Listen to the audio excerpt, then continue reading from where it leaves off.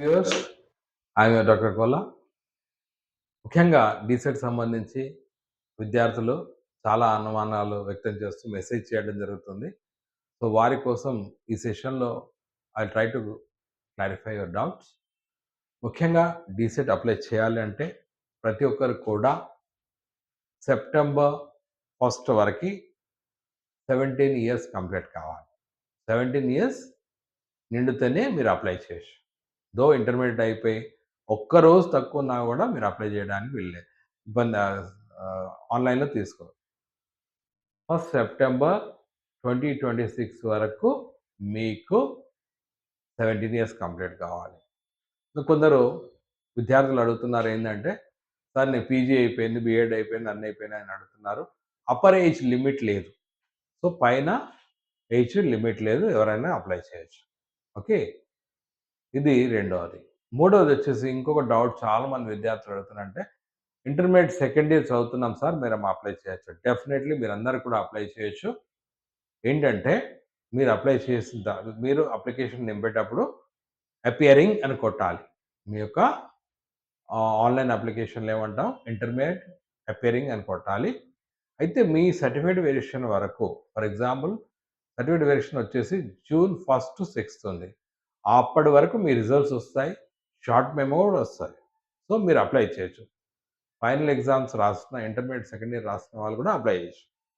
అయితే ఒక్కటి ఏంటంటే, మీరు జనరల్ క్రైటీరియా ఏంటంటే బీసీ, ఓసీకి 50% మార్కులు కావాలి.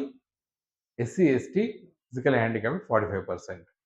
సో రేపు మెమో వచ్చేసరికి అంటే మీ ఇంటర్మీడియట్ రిజల్ట్ వచ్చినాక కూడా ఈ మార్క్స్ ఉండాలి. సో జనరల్‌గా మన ఎలిజిబిలిటీ క్రైటీరియా ఏంటిది? 50% for BC, OC, SC, ST, physical హ్యాండిక్యాప్డ్‌కి 45. సో మీరు మెమో వచ్చేసరికి మీకు కూడా అది ఉంటే సరిపోతుంది. రైట్? ఇవి. అదేవిధంగా చాలామందికి ఇంకా డౌట్స్ ఉన్నాయి. ఓపెన్ స్కూల్ వాళ్ళు eligible. Telangana open school society నుంచి ఇంటర్మీడియేట్ చేసిన వాళ్ళు కూడా ఎలిజిబుల్. అదేవిధంగా ట్రిపుల్ ఐటీ బాసర్ చేసిన వాళ్ళు కూడా ఎలిజిబుల్. ఇది నోటిఫికేషన్‌లో ఉంది. Polytechnic is not eligible. ఇది నోటిఫికేషన్‌లో ఉన్నాయి చెప్తున్నా నేను. Polytechnic is not eligible. Right? So open school eligible ఉంది. ట్రిపుల్ ఐటీ బాసర్ ఎలిజిబుల్ ఉంది. అదేవిధంగా మనం పాలిటెక్నిక్‌కి నాట్ ఎలిజిబుల్ అని చెప్పాను. ఇంకోటి, చాలామంది విద్యార్థులు ఒక ఆశతో అప్లై చేస్తుంటారు.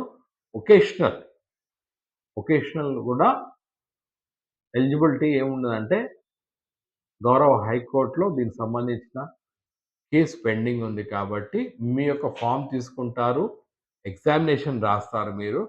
కానీ మీ యొక్క seat allotment based upon court judgment ఉంటుంది. మరి ఆ కోర్ట్ జడ్జిమెంట్ వచ్చినప్పుడు దాదాపు 2019లో ఉంది, అది ఫైల్ చేసింది రిట్ పిటిషన్. దాని జడ్జిమెంట్‌కి అనుగుణంగా ఉండాలి. అంటే మీరు అప్లై చేయొచ్చు, ఎగ్జామ్ రాయొచ్చు. కానీ మీకు సీట్ అలాట్మెంట్ అన్నది కోర్ట్ జడ్జిమెంట్ మీద ఆధారపడి ఉంటుంది. కాబట్టి వొకేషనల్ సబ్జెక్ట్ సంబంధించిన వాళ్ళు కూడా ఇది గమనించగలరు. అదేవిధంగా మనం చూసినట్టయితే ఉర్దూ ఫాజిల్ నాట్ యాక్సెప్టబుల్. ఉర్దూలో ఫాజిల్ అని కోర్స్ ఉంటుంది లాంగ్వేజ్ సంబంధించి. కొందరు ఏం చేస్తారంటే, విద్యార్థులు ఇంగ్లీష్ మీడియం చదివినప్పుడు వాళ్ళకి ఉర్దూ సబ్జెక్ట్ లేనప్పుడు ఏం చేస్తారంటే ఉర్దూ ఫాజిల్ కోర్స్ చేయడం జరుగుతుంది. They are also not eligible. అదేవిధంగా సింగిల్ లాంగ్వేజ్ ఉన్న వాళ్ళకు కూడా నాట్ ఎలిజిబుల్. అంటే ఎవరైతే అడిషనల్ లాంగ్వేజ్ సబ్జెక్ట్ రాస్తారో వాళ్ళు కూడా నాట్ ఎలిజిబుల్. రైట్? ఈ అంశాలు ముఖ్యం. అదేవిధంగా ఇంకెక్కడైనా మనకు డౌట్స్ వచ్చినప్పుడు మీరు నాకు మెసేజ్ చేయండి. డెఫినెట్‌గా విల్ క్లారిఫై. ఒకటి ఏంటిదంటే, medium of instruction. For example Telugu medium రాస్తున్న వాళ్ళు Telugu first language at 10th or Telugu first language, second language Telugu second language at intermediate. Urdu medium apply చేస్తున్న వాళ్ళు Urdu first language at 10th class or Urdu second language at intermediate. ఇది medium decide చేస్తుంది. English medium apply చేయాలనుకుంటే అందరికి కూడా common. ఎందుకంటే English కామన్‌గా అందరికీ సేమ్ ఉంటుంది కాబట్టి అప్లై చేయొచ్చు. కానీ మీరు మీడియం ఆఫ్ ఏదైతే మీరు ఏ మీడియం ఫర్ ఎగ్జాంపుల్ మీరు తెలుగు మీడియం రావాల సీట్ కోసం ప్రయత్నం చేస్తున్నారు. సో మీరు ఎగ్జామ్ తెలుగులోనే రాయాలి.